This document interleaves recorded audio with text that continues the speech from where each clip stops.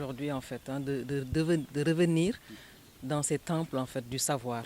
Parce que nous avons été étudiants à un moment donné.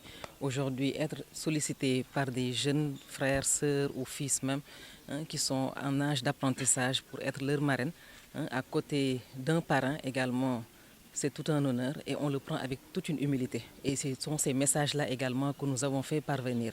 Nous sommes des enfants qui ont été formés, nous sommes des personnes qui ont été formées dans le système éducatif sénégalais. Et aujourd'hui, ces jeunes vont être demain ces ingénieurs-là, comme l'a rappelé le directeur justement de l'École nationale supérieure d'agriculture, qui vont avoir les responsabilités pour gérer la partie agricole. Ce sont des ingénieurs, on ne les attend pas forcément dans la fonction publique, on ne les attend pas forcément dans l'administration.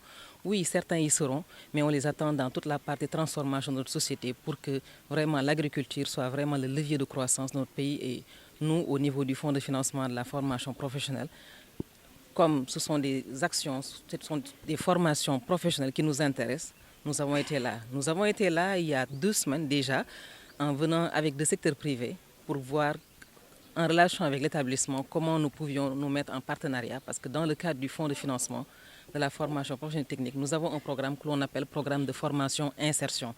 Et dans ce dispositif, on vient, le 3FPT, on finance l'accompagnement de jeunes pour que derrière une entreprise puisse pouvoir les recruter. Donc, on était venu par rapport à ça. Aujourd'hui, quand on nous invite pour cette intégration-là, naturellement, c'est tout notre choix et de faire partager des messages d'encouragement, de félicitations parce qu'ils ont été sélectionnés dans le cadre vraiment d'un concours. C'est à ma modeste personne, comme parrain de la 48e promotion de la journée d'intégration de cette promotion, et leur exprimer ma profonde gratitude qui me touche vraiment au plus haut dans ma personne, et d'exprimer ma profonde gratitude. Une telle cérémonie de parrainage, c'est pour évoquer également le parcours du parrain qui doit servir de source d'inspiration à la promotion entrante. C'est pourquoi nous avons insisté sur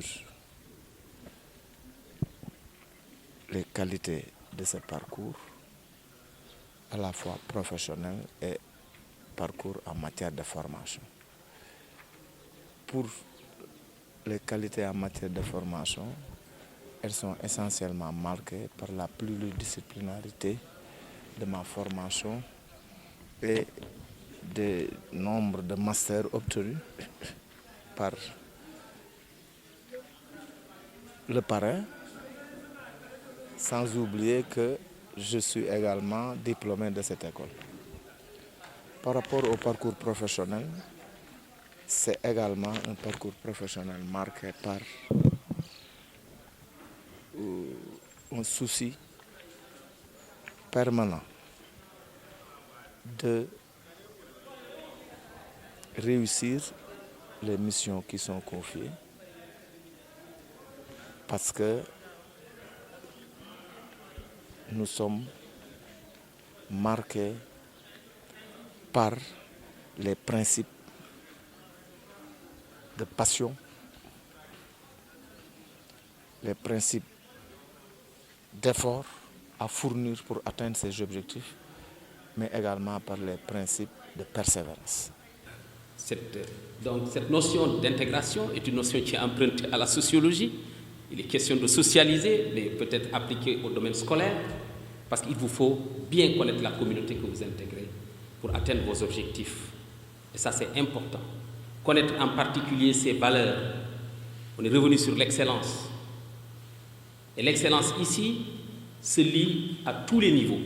Et il faut distinguer, quand on parle d'excellence, l'excellence c'est la performance. La performance, c'est juste, évidemment, obtenir des résultats, atteindre des objectifs.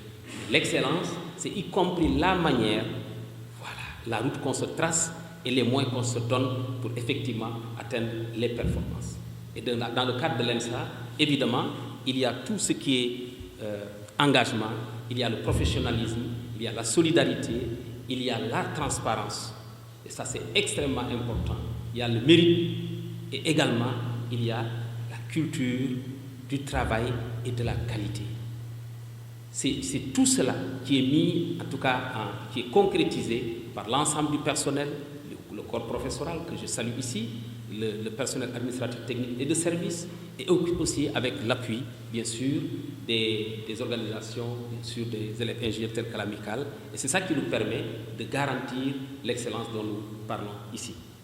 Mais quand même, il faut savoir aussi que l'excellence, tout cela ne peut pas se faire sans normes et règles. Et je crois que, en tout cas, le président de l'amicale, je voudrais que vous puissiez rappeler tout cela, en tout cas à la 40e promotion. C'est important. C'est ça qui nous permet d'avoir une harmonie, d'être un groupe soudé, capable de se déployer et d'atteindre ses objectifs.